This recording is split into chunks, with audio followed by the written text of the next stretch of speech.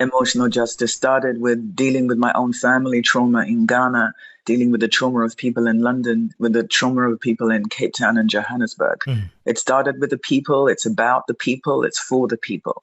There's just different ways for people to engage it. Mhm. So you get the book, that's everyday, regular, ordinary people. But everything that is macro is always still about the people. The horror of apartheid is an entire structure of governance, Mhm. but it was about the people. It was legislated, it was put in sectors, it was made into policy, but it was about the people.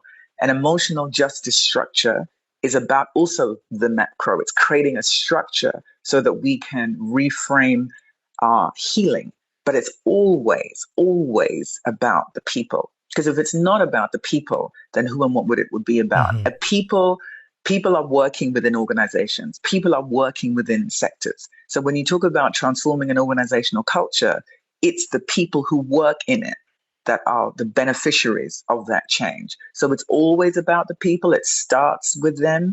And if it wasn't, this would not be a framework that had been used and engaged in so many ways by so many different people Mhm. across so many different landscapes. It is that because it's literally about saying we as a people, Black, brown, white, indigenous, Indian, colored, need a new language to do our healing work. Organizations do, governance does, sectors do, and emotional justice is that language. What we understand, though, is that you have to build a structure in order for the language to be used. So we built both. The book is literally for regular people to engage. Mhm. The institution enables us to work with organizations, but it's absolutely always about the people.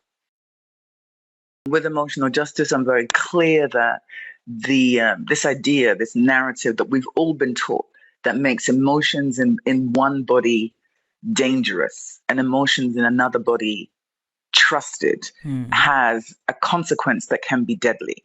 So emotions are universal. Everybody feels them.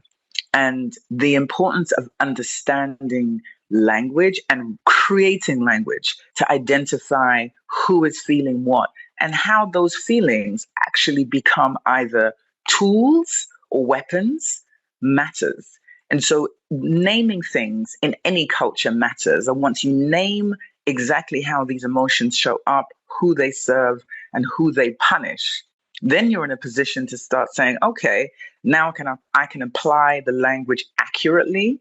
And now that I can name it, we can tackle it, we can wrestle with it, we can reckon with it, and we can resolve it. And emotional justice is all about identifying and creating new language where the world of the emotions is given specific identity in how it shows up, who is privileged, who is punished, how we change that so that we can actually move towards what I call a humanity centered healing and Mm. not a healing that is just about soothing the emotional anxiety and the economic anxiety of whiteness.